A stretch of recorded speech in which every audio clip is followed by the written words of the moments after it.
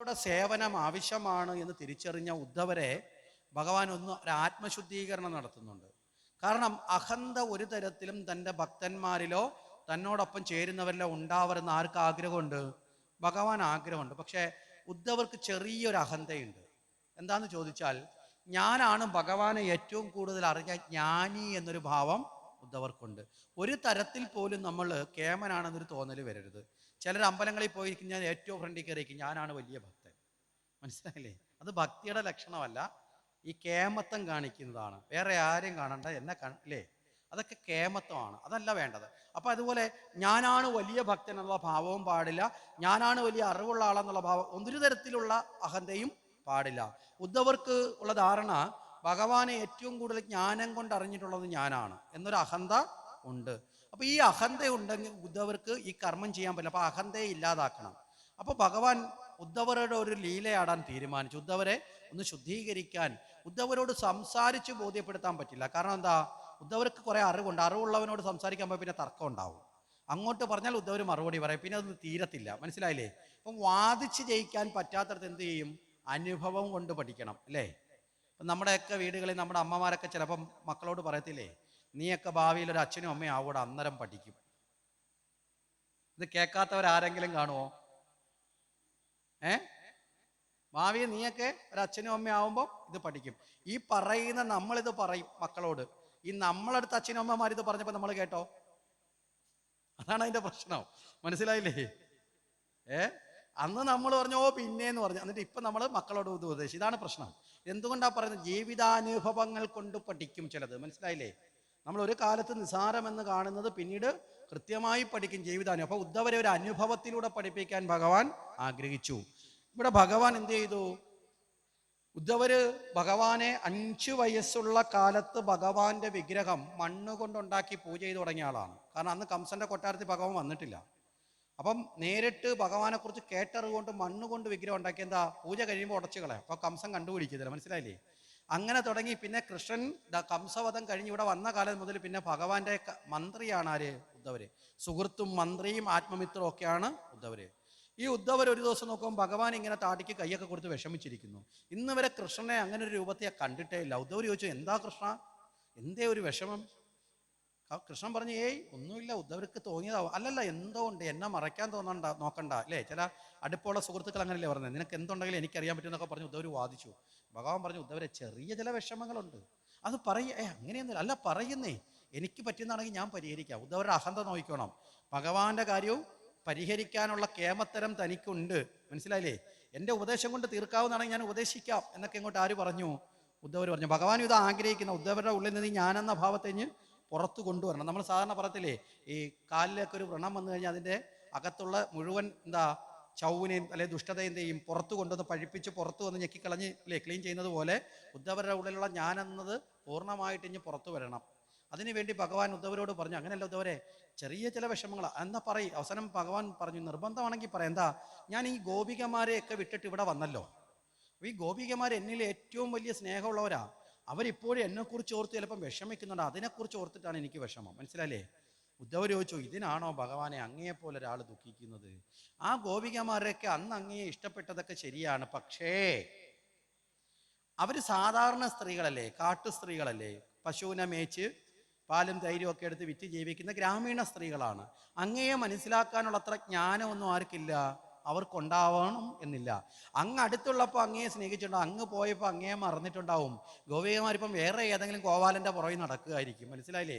ഗോപികമാരെ ഒന്നും അംഗീകരിക്കാൻ ആര് തയ്യാറല്ല? ഉദ്ധവര്. കാരണം ഭഗവാനെ അറിയാൻ എന്നെ പോലുള്ള ജ്ഞാനികൾക്ക് മാത്രമേ സാധിക്കൂ എന്നൊരു ധാരണ ഉദ്ധവരുടെ അഹന്തയിലുണ്ട്. അവിടെ ഗോപികമാരെയൊക്കെ ഇങ്ങനെ പറയാൻ തുടങ്ങി. ഭഗവാൻ പറഞ്ഞു, അല്ല അങ്ങനെയല്ല. അപ്പൊ പറഞ്ഞു, ഭഗവാനെ അല്ല, അവിടം വരെ പോവാനും പറ്റിയിട്ടില്ല. എന്നാലൊരു കാര്യം ചെയ്യും, ഭഗവാനെ ഒരു ദൂതനെ വിട്ട് തിരക്ക്. ഇനി അഥവാ ഇനി ഭഗവാൻ പറയുന്ന കണക്ക് ഗോപികമാർക്ക് ഭഗവാനെ കുറിച്ച് ഇപ്പോഴും ഓർത്ത് അവരിങ്ങനെ ദുഃഖിച്ചിരിക്കുകയാണെങ്കിൽ അത് തിരക്കാലോ, എന്നിട്ട് നമുക്ക് പരിഹാരം ചിന്തിക്കാം. അപ്പൊ പറഞ്ഞു, എങ്ങനെയാ ഒരു ദൂതനെ വിടുന്നത്? എനിക്ക് അവിടെ ഒത്തിരി കാമുകിമാരുണ്ട്, എല്ലാവരുടെ കഥയും തിരക്കിയിട്ട് വരാൻ വേണ്ടി ഇപ്പൊ ആരെങ്കിലും വിടാൻ പറ്റുമോ? മനസ്സിലായില്ലേ? വിശ്വാസം ഇല്ലാത്ത ഒരാളിനെ വിട്ട് അവരെങ്ങാനും തിരിച്ചു വന്ന് രുക്മിണി അടുത്ത് സത്യഭാമ അടുത്തൊക്കെ പറഞ്ഞു കൊടുത്താണ്ടാകുന്ന അവസ്ഥ എന്തായിരിക്കും? കുടുംബകലഹത്തിന്റെ അങ്ങേറ്റം ഇങ്ങേറ്റം എത്തും. പണ്ട് കാലത്ത് കുട്ടിക്കാലത്ത് പ്രണയത്തെ തിരക്കി ഇപ്പോഴും പുള്ളിക്കാരൻ ആളുടെ മനസ്സിൽ ഓർത്തുകൊണ്ടിരിക്കുക എന്നൊക്കെ പറഞ്ഞാൽ അല്ലേ? അപ്പം ഭഗവാൻ പറഞ്ഞു, വിശ്വസ്തതയുള്ള ഒരാള് അപ്പോൾ അവസാനം ഭഗവാൻ പറഞ്ഞു, ഉദ്ധവരെ അങ്ങയെപ്പോലൊരാളാണെങ്കിൽ എൻ്റെ ആഗ്രഹങ്ങളും എനിക്ക് സന്തോഷമാവും. ഉദ്ധവർക്ക് ഇതങ്ങ് സന്തോഷം. എന്താ, ഭഗവാന് പോലും എൻ്റെ സഹായം വേണ്ടി വന്നു. ഉദ്ധവർ പറഞ്ഞു, അതിനെന്താ, ഞാൻ പോയിട്ട് വരാം. അങ്ങനെ അഥവാ ഗോപികമാരെങ്ങാണ് ഇപ്പോഴും അങ്ങയെക്കുറിച്ച് ഓർത്തിരിക്കുകയാണെങ്കിൽ അവരോട് ഞാൻ പറഞ്ഞ് അങ്ങയുടെ മഹത്വമൊക്കെ പറഞ്ഞ്, അവർക്കറിയാനൊന്നും സാധിക്കില്ലല്ലോ, അപ്പം ഞാനത് പറഞ്ഞ് അവരെ ബോധ്യപ്പെടുത്തി അവരുടെ വിഷമത്തേക്ക് അകറ്റിയിട്ട് വരാമെന്നൊക്കെ പറഞ്ഞ് ഉദ്ധവർ എവിടേക്ക് പോവുകയാണ്? ഭഗവാന്റെ അനുവാദം വാങ്ങിച്ച് അങ്ങനെ വൃന്ദാവനത്തിലേക്ക് പോവുകയാണ്. ഭഗവാൻ ഒരു കുസൃതിയും കൂടെ കാട്ടി. ഉദ്ധവർ പോയപ്പോൾ ഭഗവാൻ തൻ്റെ ഓടക്കുള്ളിൽ കൈ കൊടുത്തു. ഭഗവാൻ ഇടുന്ന കണക്കുള്ള സാധാരണ വസ്ത്രങ്ങളൊക്കെ കൊടുത്തു. തൻ്റെ കിരീടമൊക്കെ എടുത്ത് ആർക്ക് വെച്ചു കൊടുത്തു? ഉദ്ധവർക്ക് വെച്ചു കൊടുത്തു. അപ്പോൾ ഇതല്ലാതെ തന്നെ ഉദ്ധവരെ കണ്ട കൃഷ്ണന്റെ കണക്കിരിക്കുകയാണ്. ഉദ്ധവരും കൃഷ്ണനെയും കണ്ടാൽ പരസ്പര സാമ്യഭക്തിയാണ് ഉദ്ധവർക്കുള്ളത്. അതുകൊണ്ട് ഭഗവാന്റെ രൂപത്തിന്റെ സാദൃശ്യം ആർക്കുണ്ട്? ഉദ്ധവർക്കുണ്ട്. ഇതും കൂടെ ഒക്കെ ആയപ്പോഴത്തേക്ക് സാക്ഷാൽ കൃഷ്ണൻ തന്നെയായി. അങ്ങനെ ഉദ്ധവരെ അയച്ചു. ഉദ്ധവർ നേരെ നന്ദഗോര വീട്ടിലെത്തി. അന്ന് രാത്രി നന്ദഗോര വസതിയിൽ താമസിച്ചു. അതിരാവിലെ ഗോപികമാരെ കാണാം. രാത്രി സമയത്ത് പോയി കാണാൻ പറ്റില്ലല്ലോ. അപ്പൊ രാവിലെ ആകട്ടെ സ്ത്രീകളെല്ലാം കണ്ട്, ഇനി ആരെങ്കിലും ഭഗവാനെ കുറിച്ച് ഓർത്ത് ദുഃഖിച്ചിരിക്കുന്നുണ്ട് അവരെയൊക്കെ ആത്മജ്ഞാനം കൊണ്ട് ഉയർത്തി തിരിച്ചു വരാം. ഇതാണ് ഉദ്ധവരുടെ ലക്ഷ്യം എന്ന് പറയുന്നത്. അങ്ങനെ ഉദ്ധവർ അവിടെ ചെന്ന് രാത്രി അവിടെ വസിച്ചു. രാത്രി വസുദേവ അവിടെ നന്ദഗോപരോടും യശോദയോടും കൃഷ്ണന്റെ വൃത്താന്തങ്ങളൊക്കെ പറഞ്ഞു. എല്ലാ കഥകളും ഒക്കെ കേട്ട് യശോദ നിറകണ്ണുകളോടെ താൻ വളർത്തിയ ആ കൃഷ്ണന്റെ കഥകളൊക്കെ കേട്ട് യശോദ ഇങ്ങനെ ആനന്ദത്തിലേക്ക് എത്തി. ഇതെല്ലാം കഴിഞ്ഞ് നേരം വെളുത്ത് ഇവിടെ ഇവരെ കാണാൻ വേണ്ടി ഇവിടെ ആരാണ്? ഉദ്ധവർ പുറത്തേക്ക് ഇറങ്ങുകയാണ്. നന്ദഗോര വസതിയിൽ നിന്ന് പുറത്തേക്ക് ഇറങ്ങി. ദൂരെ നിന്ന് തന്നെ ഒരു ഗോപിക ആരെ കണ്ടു? ഉദ്ധവരെ കണ്ടു. എല്ലാ ദിവസവും പ്രഭാതത്തിൽ കൃഷ്ണസ്മരണയിൽ ജീവിക്കുന്ന ഗോപികമാര് ഉറക്കമുണർന്നാൽ കണി കാണാൻ നോക്കുന്നത് എങ്ങോട്ടാ? നന്ദഗോപുര വസതിയിലോട്ടാ, അല്ലേ? അവിടെയാണല്ലോ തങ്ങളുടെ ആരോമലായ കൃഷ്ണൻ ജീവിച്ചിരുന്നത്. അതുകൊണ്ട് കൃഷ്ണൻ ഉള്ളപ്പോഴും ഗോപികമാര് രാവിലെ എണീക്കുന്നത് എങ്ങോട്ടാ നോക്കുന്നത്? ആദ്യം തന്നെ നോക്കുന്ന, ശുഭമായി നോക്കുന്നത് നന്ദഗോപുര വസതിയിലേക്കാ. ഈ ശീലം മാറിയിട്ടില്ല. അങ്ങനെ ഗോപികമാര് നോക്കിയപ്പോൾ അവിടെ ഒരു കൃഷ്ണൻ നേരിട്ട് നിൽക്കുന്നു. അതുവരെ മനസ്സിലാണല്ലോ എല്ലാവരുടെ ഉള്ളിൽ നിറഞ്ഞിരുന്നത്. ഈ ഗോപിക ഉടനൊക്കെ പറഞ്ഞു, ഇതേ കൃഷ്ണൻ വന്നിരിക്കുന്നു, നമ്മുടെ കൃഷ്ണൻ വന്നിരിക്കുന്നു. ഒരാൾ പറഞ്ഞത് അടുത്ത ആള് കേട്ട് മാലപ്പടക്കം പോലെ ഇങ്ങനെ എല്ലാവരും ഉച്ചത്തിൽ വിളിച്ചു പറയാൻ തുടങ്ങിയ സന്തോഷം. കൃഷ്ണൻ വന്നു. ഇതൊരു ശബ്ദമായി, ഒരു തിരമാല പോലെ കൃഷ്ണൻ വന്നു എന്നുള്ളത് അലയടിച്ചു. ഇതിനിടയിൽ ചില ഗോപികമാർ ചോദിച്ചു, ആര് പറഞ്ഞു നമ്മുടെ കൃഷ്ണൻ വരില്ല എന്ന്? ആരും പറഞ്ഞിട്ടൊന്നുമില്ല കേട്ടോ. ഇനി അഥവാ ആരെങ്കിലും പറഞ്ഞിട്ടുണ്ടെങ്കിൽ അങ്ങനെ കൃഷ്ണന് വരാതിരിക്കാൻ പറ്റില്ല. ഞങ്ങളെ ഉപേക്ഷിക്കാൻ ആർക്ക് സാധിക്കില്ല? കൃഷ്ണന് സാധിക്കില്ല. ദേ വന്നിരിക്കുന്നു. ഇത് കേട്ട പാതി എല്ലാവരും കൃഷ്ണനെ കാണാനായിട്ടൊരു ഓട്ടം തുടങ്ങി ഇങ്ങോട്ടേക്ക്. ഈ ഓട്ടം കണ്ട് ഉദ്ധവര് പകച്ചുപോയി. ഒരു ഗോപികയല്ല. ഉദ്ധവർ വിചാരിച്ച് ചിലപ്പോൾ 1-2 പേരെങ്ങനെ ഭഗവാനെ ഓർത്ത് ദുഃഖിച്ചിരിക്കും. അപ്പൊ 2-3 പേരെടുത്ത് കാര്യം പറഞ്ഞ് മനസ്സിലാക്കാൻ വന്ന ആളാണ്. 100 കണക്കിന് ഗോപികമാര് തിരമാല അരച്ചു വരുന്നൊരു നദി പ്രളയത്തിൽ ജലം ഉയർന്നു വരുന്നത് പോലെ ഇവരെല്ലാം കൂടെ ഓടി ഇങ്ങനെ വരികയാണ്. എന്ത് ചെയ്യണം അറിയാതെ ഉദ്ധവർ ഇങ്ങനെ നിൽക്കുമ്പോൾ പെട്ടെന്ന് മുന്നിൽ വന്നൊരു ഗോപി പറഞ്ഞു, അത് കൃഷ്ണനല്ല, അത് നമ്മുടെ കൃഷ്ണനല്ല, അതേതോ കള്ളൻ കൃഷ്ണന്റെ വേഷം കെട്ടി വന്നതാണ്. ഈ അല്ല എന്ന് കേട്ടപ്പോ എല്ലാവരും ഉണർന്നു നിന്ന്. സഡൻ ബ്രേക്ക് ഇട്ട്, കൃഷ്ണന്റെ വേഷം കെട്ടി വന്നതാണ്. അങ്ങനെ വരാൻ ഒരുത്തന് ധൈര്യമോ? ഞങ്ങളുടെ മുന്നിൽ, അത് ഞങ്ങളുടെ കൃഷ്ണന്റെ വേഷം കെട്ടി വന്നാൽ ഞങ്ങളെ പറ്റിക്കാന്ന് വിചാരിച്ച് ഏതവനാ വന്നേ? അങ്ങനെയാണെങ്കിൽ അവനെ വെറുതെ വിടരുത്. മനസ്സിലായില്ലേ? ഞങ്ങളുടെ കൃഷ്ണന്റെ വേഷം കെട്ടി പറ്റിക്കാൻ വന്നിട്ടുണ്ടെങ്കിൽ വെറുതെ വിട്. ഇവരെല്ലാവരും കൂടി നേരെ ഉദ്ധവരുടെ അടുത്തേക്ക് വന്ന് ഉദ്ധവരെ വളഞ്ഞു. ഉദ്ധവരുടെ ചുറ്റും കൂടി ഉദ്ധവരെ ചോദ്യം ചെയ്യാൻ തുടങ്ങി. കസ്റ്റഡിയിലെടുത്തു ഉദ്ധവരെ ചോദ്യം ചെയ്യാൻ തുടങ്ങി. ചിലർ ചോദിക്കുകയാണ്, നീ ആരടാ? അപ്പോഴത്തേക്ക് നിനക്ക് എന്താടാ ധൈര്യം? നീ എവിടെ നിന്ന് വന്നടാ? നീ ഞങ്ങളെ പറ്റിക്കാന്ന് വിചാരിച്ചോ? ഞങ്ങൾ ആരാണെന്നാ നിന്റെ ധാരണ? കാര്യം ഉദ്ധവർക്കൊരു ധാരണ ഉണ്ടായിരുന്നല്ലോ, ഗോപികമാര് സാധാരണക്കാരാണ്. ഇതൊക്കെ തിരുത്തു അവിടെ. നീ എന്ത് വിചാരിച്ചു എന്നൊക്കെ അങ്ങോട്ട് ചോദിച്ചു. നിനക്ക് കൃഷ്ണന്റെ വേഷം കെട്ടി വന്നാൽ ഞങ്ങളെ പറ്റിക്കാന്ന് നീ വിചാരിച്ചോ? നീ മനസ്സിലാക്കേണ്ടത്, സാക്ഷാൽ കൃഷ്ണൻ ഇനി വേറെ വേഷത്തിൽ വന്നാലും ഞങ്ങൾ തിരിച്ചറിയും. മനസ്സിലായില്ലേ? ഇനി വേറെ ആരെങ്കിലും കൃഷ്ണന്റെ വേഷത്തിൽ വന്നാലും ഞങ്ങൾ തിരിച്ചറിയും. ഇവിടെ ഗോപികമാര് അവിടെ ഉദ്ധവരെ ബോധിപ്പിക്കുന്നത് വലിയൊരു തത്വമാണ്. സാക്ഷാൽ ലക്ഷ്മി ദേവിക്ക് തുല്യരായ ശുദ്ധി ഞങ്ങൾ കൃഷ്ണനിലൂടെ നേടിയിട്ടുണ്ടെന്നാണ് ബോധിപ്പിക്കുന്നത്. എന്താ കാരണം? രാമാവതാര കാലത്ത് സീതയുടെ മുമ്പിൽ രാവണൻ രാമന്റെ വേഷം കെട്ടി ചെല്ലുന്നുണ്ട്.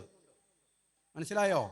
രാമന്റെ വേഷം കെട്ടി ആരോ പറഞ്ഞു കൊടുത്തിട്ട്, അപ്പൊ രാമനാണെന്ന് വിചാരിച്ച് രാവണനെ സ്വീകരിക്കുമെന്ന് വിചാരിച്ചിട്ട് രാവണൻ രാമന്റെ വേഷം കെട്ടി ചെല്ലുമ്പോൾ സീത ചിരിച്ചുകൊണ്ട് ചോദിക്കൊണ്ട്, രാവണ നീ ഇത്ര വിഡ്ഢിയായോടാ? നീ എൻ്റെ രാമനാവാൻ വേഷം കെട്ടി, പക്ഷേ നിനക്കെൻ്റെ രാമനാവാൻ സാധ്യമല്ല. രാമൻ വേഷം കൊണ്ടല്ല രാമനാവുന്നത്, രാമൻ ഗുണതത്വം കൊണ്ടും സ്വഭാവമഹിമ കൊണ്ടുമാണ് എൻ്റെ രാമൻ എനിക്ക് മഹാനായി മാറിയത്. മനസ്സിലായില്ലേ? ഇതാണ് പാതിവൃത്യത്തിന്റെ ഭക്തി. മനസ്സിലായോ? തൻ്റെ ഭർത്താവ് ഏത് വേഷത്തിൽ വന്നാലും പാതിവൃത്യമുള്ള ഭക്തി തിരിച്ചറിയും. ഇനി ഭർത്താവിൻ്റെ വേഷം കെട്ടി വേറൊരാൾ വന്നാലും തിരിച്ചറിയും. ഇത് അത്രയധികം പാതിവൃത്യത്തിന് പവിത്രതയുണ്ട്. ഇത് ലംഘിച്ചത് കൊണ്ടാണ് അഹല്യയ്ക്ക് കല്ലാവേണ്ടി വന്നത്. മനസ്സിലായില്ലേ? ഈ ദേവേന്ദ്രൻ ഗൗതമ മഹർഷിയുടെ വേഷം ധരിച്ചു വന്നപ്പോൾ അഹല്യയ്ക്ക് ഉള്ളിൽ അറിയാമായിരുന്നത് തൻ്റെ ഭർത്താവല്ലെന്ന്. കാര്യം എന്താ? ഋഷീശ്വരനായ അഹല്യൻ ഒരിക്കലും ധർമ്മത്തിൽ നിന്ന് വ്യതിചരിക്കില്ല, ഗൗതമ മഹർഷി. മനസ്സിലായില്ലേ? അത് പുറമേ കാണിക്കാതെ ഈ ദേവേന്ദ്രൻ പോലും എന്നെ മോഹിച്ചുവല്ലോ എന്നുള്ള സൗന്ദര്യത്തിന്റെ ഒരു ചിന്തയിലുള്ള അഹന്ത കൊണ്ട് അഹല്യ പുറമേ കാണിക്കാതെ ഇന്ദ്രനോടൊപ്പം ശയിച്ചു. അതുകൊണ്ടാണ് പിന്നീട് നിർവികാര ഭാവത്തിൽ ശിലയായി മാറേണ്ടി വന്നത്. അതിന്റെ മറുഭാഗമാണ് സീത കാട്ടിത്തരുന്നത്.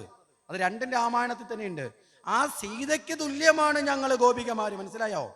ഉദ്ധവരെ ബോധിപ്പിക്കുക, ഞങ്ങളങ്ങനെ സാധാരണ നീ ഉദ്ദേശിക്കുന്ന കണക്കുള്ളതല്ല, ഭഗവാനെ മനസ്സിലാക്കാൻ ഞങ്ങൾക്ക് സാധിച്ചിട്ടില്ല എന്നത് നിന്റെ ധാരണ മാത്രമാണ്. ഗോപികമാർ ഇതിന് മറുപടി കൊടുക്കുകയാണ്. അവസാനം ഇതിനിടയിൽ കൂടെ ചിലർ നുള്ളാനും പിച്ചാനും ഇടിക്കാനും ഒക്കെ തുടങ്ങി. ഉദ്ധവർ അവസാനം കൈ ഉയർത്തിക്കൊണ്ടു, ഞാൻ കൃഷ്ണനല്ല. ഗോപികമാർ പറഞ്ഞു, അതെ നിന്റെ വായിന്ന് തന്നെ ഇത് കേൾക്കണം. പിന്നെ ആരാ? കൃഷ്ണൻ പറഞ്ഞിട്ട് വന്നതാണ്. ഇപ്പൊ ഗോപികമാർ കൈകൂപ്പി അങ്ങ് തൊഴുതു. എന്താ? കൃഷ്ണൻ പറഞ്ഞിട്ട് വന്ന ആളിനെ പിന്നെ അവമാനിക്കാൻ പറ്റുമോ? കിട്ടേണ്ടതും കൊടുക്കേണ്ടതൊക്കെ അതിന് മുമ്പ് തന്നെ കൊടുത്തു. മനസ്സിലായില്ലേ? മാന്തി പൊളിക്കലല്ല കഴിഞ്ഞ് മാന്തി പൊളിച്ച് പുറത്ത് കൊണ്ടുവന്നു ഉദ്ധവരെ. അപ്പോൾ കൈകൂപ്പി നിന്നുകൊണ്ട് ഉദ്ധവർ പറയാണ്, ഞാൻ കൃഷ്ണൻ. എന്താ കൃഷ്ണൻ പറഞ്ഞത്? കൃഷ്ണൻ പറഞ്ഞത് നിങ്ങളെ ഒന്ന് വന്ന് കാണണം, നിങ്ങൾക്ക് എന്നെക്കുറിച്ച് ഓർത്തുള്ള ദുഃഖമുണ്ടെങ്കിൽ അത് മാറ്റണം കൃഷ്ണനെക്കുറിച്ച് എന്നൊക്കെ പറഞ്ഞിട്ട് പറഞ്ഞു, കൃഷ്ണൻ സാധാരണക്കാരനല്ല, കൃഷ്ണൻ രാജാവാണ്, നിങ്ങൾ സാധാരണക്കാരാണ്, അതുകൊണ്ട് നിങ്ങൾക്ക് ഇനി കൃഷ്ണൻ കിട്ടത്തില്ല എന്നൊക്കെ പറഞ്ഞു. ഇപ്പൊ ഗോപികമാർ ചിരിച്ചു, ഇത് ആദ്യമായിട്ടുള്ള അറിവാണല്ലോ, കൃഷ്ണൻ സാധാരണക്കാരനല്ലേ? കൃഷ്ണനെ കിട്ടാൻ കൃഷ്ണൻ എവിടെങ്കിലും പോയിട്ടില്ല, ഞങ്ങളുടെ ഉള്ളിലുണ്ട്, ഞങ്ങളിലാണ് കൃഷ്ണൻ. ഗോപികമാരുടെ ഭക്തി ഉയരാൻ തുടങ്ങി. അത് കഴിഞ്ഞപ്പോൾ പറഞ്ഞു, കൃഷ്ണനെ നിങ്ങൾ മനസ്സുകൊണ്ട് ധ്യാനിക്കണം. ഗോപികമാർ ചിരിച്ചുകൊണ്ട് ചോദിച്ചു, എങ്ങനെ പറ്റും? അത് പറ്റില്ല. അതെന്താ കാരണം? മനസ്സെന്ന് പറയുന്ന ഒരെണ്ണമല്ലേ ഉള്ളാവൂ ഒരാൾക്ക്, അല്ലേ? ഒന്നിൽ കൂടുതൽ മക്കളുണ്ടെങ്കിൽ ഒരാളെ നമുക്ക് മാർക്കറ്റിലേക്ക്, ഒരാളെ നമുക്ക് പുല്ല് വെട്ടാൻ വിടാം, ഒരാളെ നമുക്ക് വേറെ ഏതെങ്കിലും പണിക്ക് വിടാം. അതുപോലെ മനസ്സിനെ പറ്റി ഒരു മനസ്സേ ഉള്ളൂ. അതും കൊണ്ടല്ലേ അന്നേ അവൻ ഞങ്ങളിൽ നിന്ന് എടുത്തത്. അന്നേ ഞങ്ങളിൽ നിന്ന് അതങ്ങ് ആരെടുത്തു? കൃഷ്ണൻ എടുത്തു. പിന്നെ മനസ്സുണ്ടെങ്കിലല്ലേ ഞങ്ങൾ ധ്യാനിക്കുന്നതെന്നൊക്കെ പറഞ്ഞു. ഉദ്ധവർക്ക് ഇന്നും ചെയ്യാൻ പറ്റാത്ത അവസ്ഥയെ. ഉദ്ധവർ അറിവ് കൊണ്ടൊക്കെ കുസൃതിയും തലകുത്തി മറിച്ചൊരു സർക്കസും ഒക്കെ നടത്തി. പക്ഷെ ഗോപികമാർ അതിനൊക്കെ അപ്പുറത്ത് ഭഗവാനിൽ ലയിച്ചിരിക്കുന്നവരാണെന്ന് ഉദ്ധവർക്ക്. ഗോപികമാർ ഉദ്ധവർക്കൊരു മറുപടി കൊടുക്കണം. അപ്പൊ നേരിട്ട് ഉദ്ധവരോട് പറഞ്ഞാൽ ഉദ്ധവർക്കൊരു പിണക്കം വരും. അപ്പൊ ഉദ്ധവരോട് നേരിട്ട് പറഞ്ഞാൽ ഭഗവാനെ നിന്ദിച്ചതിന് തുല്യമായി മാറും. ആ സമയത്ത് ഒരു വണ്ട് വന്നു. മനസ്സിലായില്ലേ? ഈ വണ്ട് വരുമ്പോൾ ഒരു ഇതുണ്ടല്ലോ, വണ്ട് മൂളിക്കൊണ്ടല്ലേ വരുന്നത്, ശബ്ദം ഉണ്ടാക്കും. അപ്പൊ ഈ വണ്ട് വന്നപ്പോ ഈ ഗോപികമാര് വണ്ടിനോട് കഥ പറയാൻ തുടങ്ങി. അതിന് ഭ്രമരഗീതം എന്നൊരു ഭാഗമാണത്, ഭാഗവത്തിൽ ഭ്രമരഗീതം. വണ്ടിനോട് ചോദിച്ചു, ഹേ വണ്ടേ, നിന്നെ ആരെങ്കിലും ക്ഷണിച്ചിട്ടാണോ നീ ഇങ്ങോട്ട് വന്നത്? നീ എന്തിനാ കിടന്ന് ചെലയ്ക്കുന്നത്?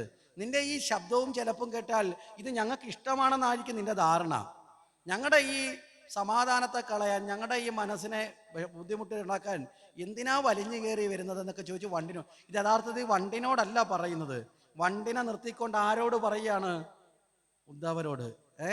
ഇത് പണ്ട് കാലം മുതലേ ഈ അമ്മമാരുടെ ഒരു തന്ത്രമാണ്. മനസ്സിലല്ലേ? വീട്ടിൽ അച്ഛനോട് വഴക്ക് കൂടി കഴിഞ്ഞാൽ നേരിട്ട് വഴക്കുണ്ടാക്കാൻ പോകാതിരിക്കാൻ വേണ്ടി അടുക്കളയിൽ കയറി പാത്രത്തിനോട് ദേഷ്യപ്പെടും, അല്ലേ? ചരുവത്തിനോട് ദേഷ്യപ്പെടും, സ്പൂണിനോട് ദേഷ്യപ്പെടും, വീട്ടിലെ മക്കളോട് ദേഷ്യപ്പെടും. എന്താ? അവസാനം മക്കൾ ചോദിക്കും, എന്തിനാ അമ്മ എന്നോട് ഇത് പറഞ്ഞത്? നിന്നോടല്ലടാ, അത് രഹസ്യമായിട്ട് പറയും, അപ്പുറത്തേക്കുള്ളതാ. നേരിട്ട് പറ്റും. അയലത്തുകാരോട് വഴക്കുണ്ടായി നേരിട്ട് വഴക്കൂടാൻ പറ്റിയില്ലെങ്കിൽ എന്ത് ചെയ്യും? നമ്മൾ വീട്ടിലുള്ള പട്ടിയും പൂച്ചയും അസഭ്യം പറയും. മനസ്സിലായില്ലേ? അല്ലെങ്കിൽ വീട്ടിലുള്ള കുഞ്ഞുങ്ങളെ വിളിച്ച് വെളിയിൽ കൊടുത്ത് രണ്ടടിയൊക്കെ കൊടുത്തിട്ട് എൻ്റെ സ്വഭാവം മാറിയാലുണ്ടല്ലേ ഞാൻ വെച്ചേക്കത്തില്ലെന്നൊക്കെ പറഞ്ഞ് മക്കളാണ് നേരെ ചാടും. അകത്ത് കയറി കഴിയുമ്പോൾ മോൻ ചോദിക്കും, എന്തിനാ അമ്മ? മോനോടല്ലടാ, ശകുന്തളയോടാ. മനസ്സിലായോ? അപ്പോൾ ഇങ്ങനെ ഒരു റൂട്ട് തിരിച്ചു. ഇത് കണക്ക് ഈ ഭ്രമരത്തിനോട് ചോദിച്ചു. അങ്ങനെ അപ്പോഴത്തേക്ക് ഉദ്ധവർക്ക് മനസ്സിലായി. അത് കഴിഞ്ഞപ്പോൾ ഉദ്ധവർക്ക് മനസ്സിലായി തന്നേക്കാളൊക്കെ ഉയർന്ന നിലയിൽ ആരെത്തിയിട്ടുണ്ട് ഗോപികമാര്. ഉദ്ധവരുടെ അഹന്ത പൂർണ്ണമായും ഇല്ലാണ്ടായി. ഭഗവാൻ ഉദ്ദേശിച്ച കാര്യം നടന്നു. ഉദ്ധവര് ഗോപികമാര് ചവിട്ടി നിന്ന മണ്ണ് വാരി തൻ്റെ നെറ്റിയിൽ ധരിച്ചു. മനസ്സിലല്ലേ? തന്നേക്കാൾ ജ്ഞാനത്തിൽ ഗോപികമാരെത്തി എന്ന് ഉദ്ധവര് തിരിച്ചറിഞ്ഞു. അതൊക്കെ ധരിച്ചിട്ട് നേരെ എവിടേക്ക് ഇറങ്ങുകയാണ്? അവിടെ നിന്ന് തിരിച്ച് ഭഗവാന്റെ സവിധത്തിലേക്ക് എത്തി. ഭഗവാന്റെ സവിധത്തിലെത്തിയപ്പോൾ ഭഗവാൻ ചോദിച്ചു, ഉദ്ധവരെ എന്തായി? എല്ലാം ഓക്കെ ആയോ? ഉദ്ധവര് പറഞ്ഞു, ഞാൻ പോയ കാര്യം നടന്നില്ല, ഭഗവാൻ ഉദ്ദേശിച്ച കാര്യം നടന്നു. മനസ്സിലായില്ലേ? ഉദ്ധവർ ഉദ്ദേശിച്ചെന്താ? ഗോപികമാരെയൊക്കെ ഒന്ന് പറഞ്ഞു പഠിപ്പിച്ച് നേരെയാക്കാം. അതിനേക്കാളും വലിയ കാര്യം പഠിപ്പിച്ചിട്ടാ കൃഷ്ണൻ ഇവിടെ വന്നത്. ഇനി പഠിപ്പിക്കാനൊന്നുമില്ല. കാരണം എന്താ? വസ്ത്രാപകരണത്തിലൂടെയും രാസലീലയിലൂടെയും പൂർണ്ണജ്ഞാനത്തിലെത്തി ഗോപികമാര്. ആ ഗോപികയുടെ മഹത്വത്തെ അറിയിക്കുകയും ഉദ്ധവരുടെ അഹന്തയെ ഇല്ലാതാക്കി ഉദ്ധവര് പരമശുദ്ധനായി മാറി. ആ കാരുണ്യഭാവമാർന്ന ഭഗവാൻ ആ ഉദ്ധവരിലൂടെയാണ് പിന്നീട് ഭാഗവത ധർമ്മത്തെ നിലനിർത്തുന്നത്. നമ്മൾ ഭാഗവതം എടുത്ത് തുറക്കുമ്പോൾ ഭാഗവതത്തിലെ ഒരക്ഷരം നമ്മൾ വായിക്കാൻ തുടങ്ങുമ്പോൾ ഉദ്ധവൻ നമ്മുടെ ഉള്ളിലേക്ക് അങ്ങ് കയറും. മനസ്സിലായില്ലേ? പിന്നെ അങ്ങോട്ട് വായിക്കാനുള്ള പ്രേരണയായി, ഭഗവാന്റെ കഥയിലുള്ള താല്പര്യമായി, വാസനയായി, അഭിരുചിയായി നമ്മളെ നയിക്കുന്നത് നമ്മുടെ ഉള്ളിൽ കുടിയേറിയ ഭഗവാന്റെ ഭക്തനായ ജ്ഞാനസ്വരൂപനായ ഉദ്ധവരാണ്. ഈ ഉദ്ധവരെ നേടാൻ സാധിച്ചാൽ ഭഗവാനിലെത്താൻ നമുക്ക് ഒരു തടസ്സവും ഉണ്ടാവില്ല. മനസ്സിലായോ? ഉദ്ധവരെ നേടാനാകട്ടെ നമ്മുടെ ഇന്നത്തെ പുണ്യപ്രദമായ സുദിനം മംഗളകരമായ